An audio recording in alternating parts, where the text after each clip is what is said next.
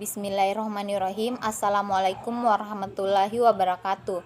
Perkenalkan, nama saya Erni, Prodi Ekonomi Syariah kelompok 2 semester 3. Baiklah, saya akan memaparkan rangkaian dari materi saya, yaitu pengetahuan, arti dan terjadinya pengetahuan.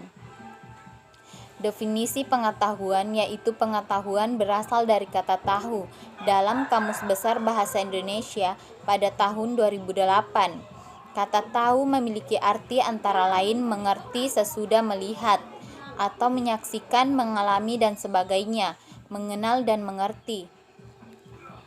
Pengetahuan merupakan segala sesuatu yang diketahui berdasarkan pengalaman manusia itu sendiri, dan pengetahuan akan bertambah sesuai dengan proses pengalaman yang dialaminya. Sedangkan menurut Noto Atmojo pada tahun 2012, pengetahuan adalah hasil dari tahu dan ini terjadi setelah seseorang melakukan penginderaan terhadap suatu objek. Penginderaan terjadi melalui panca indera manusia, yakni indera pendengaran, penglihatan, penciuman, perasaan, dan perabaan. Sebagian pengetahuan manusia didapat melalui mata dan telinga. Berdasarkan beberapa pendapat tersebut, dapat disimpulkan pengetahuan merupakan segala sesuatu yang dilihat, dikenal, dimengerti terhadap suatu objek tertentu yang ditangkap melalui panca indera, yakni indera pendengaran, penglihatan, penciuman, dan perasaan dan perabaan. Selanjutnya, arti pengetahuan. Pengetahuan adalah informasi atau maklumat yang diketahui atau disadari oleh seseorang. Pengetahuan termasuk tetapi tidak dibatasi pada deskripsi, hipotesis, konsep, teori, prinsip, dan prosedur yang secara adalah benar atau berguna. Dalam pengertian lain, pengetahuan adalah berbagai gejala yang ditemui dan diperoleh manusia melalui pengamatan akal. Pengetahuan muncul ketika seseorang menggunakan akal budinya untuk mengenali benda atau kejadian tertentu yang belum pernah dilihat atau dirasakan sebelumnya. Pengetahuan adalah informasi yang telah dikombinasikan dengan pemahaman dan potensi untuk menindaki, yang lantas melekat di benak seseorang.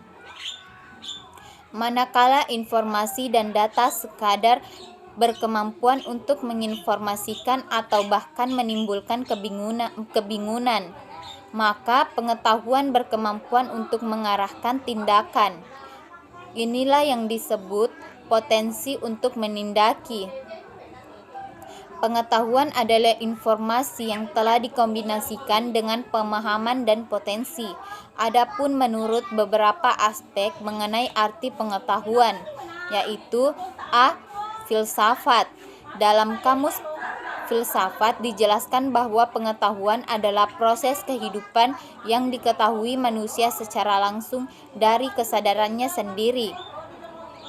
Pengetahuan merupakan akuisisi terendah yang diperoleh dari rangkaian pengalaman tanpa melalui kegiatan penelitian yang intensif.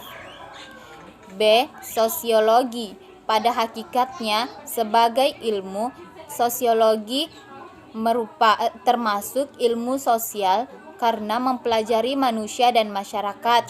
Selain itu, ilmu ini juga merupakan ilmu pengetahuan yang umum, bersifat abstrak, serta terapan, bukan ilmu pengetahuan khusus. Yang C. Plato. Ada dua sumbangan terpenting Plato bagi teori pengetahuan, yakni pertama, pengetahuan itu adalah peringatan tentang apa yang telah ada dalam pikiran, bukan mempersepsi benda-benda baru.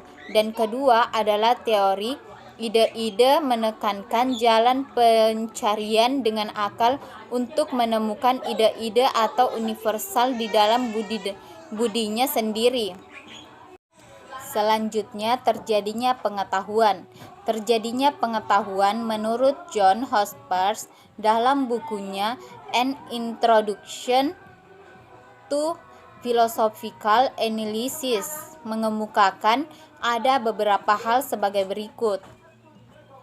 Yang pertama, pengalaman indera.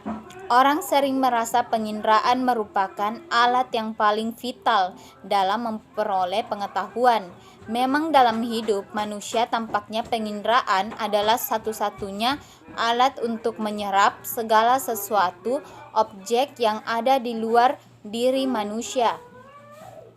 Pengalaman indera merupakan sumber pengetahuan yang berupa alat-alat untuk menangkap objek dari luar diri manusia melalui kekuatan indera.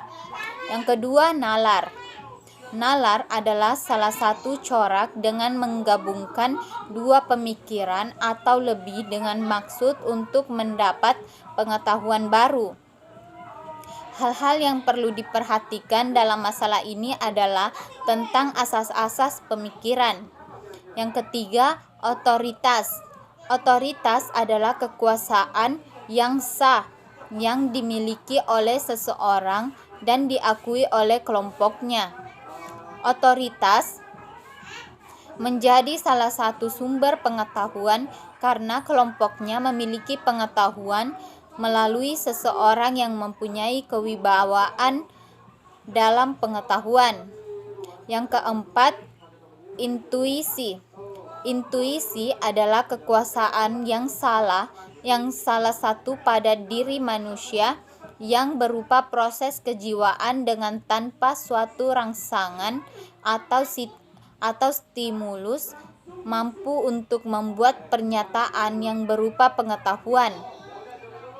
Pengetahuan yang diperoleh dari intuisi tidak dapat dibuktikan seketika atau melalui kenyataan, karena pengetahuan ini muncul tanpa adanya pengetahuan lebih dahulu.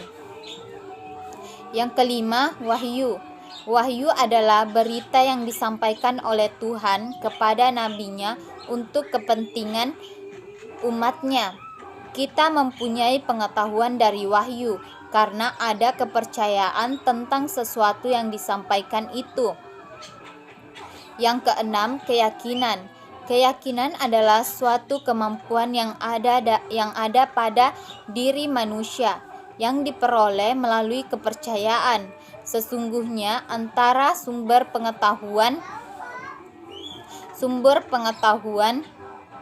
yang berupa wahyu dan keyakinan ini sangat sukar untuk dibedakan secara jelas. Adapun sumber pengetahuan, yaitu pengetahuan diperoleh melalui proses kognitif, di mana seseorang harus mengerti atau mengenali terlebih dahulu suatu ilmu pengetahuan agar dapat mengetahui pengetahuan tersebut. A. Pengetahuan wahyu. Pengetahuan wahyu diperoleh manusia atas dasar wahyu yang diberikan oleh Tuhan kepadanya. Pengetahuan wahyu bersifat eksternal, artinya pengetahuan tersebut berasal dari luar manusia. Pengetahuan wahyu lebih banyak menekankan pada kepercayaan. B. Pengetahuan intuitif. Pengetahuan intuitif diperoleh manusia dari dalam dirinya sendiri pada saat dia menghayati sesuatu. Untuk memperoleh intuitif yang tinggi, manusia harus berusaha melalui pemikiran dan perenungan yang konsisten terhadap suatu objek tertentu.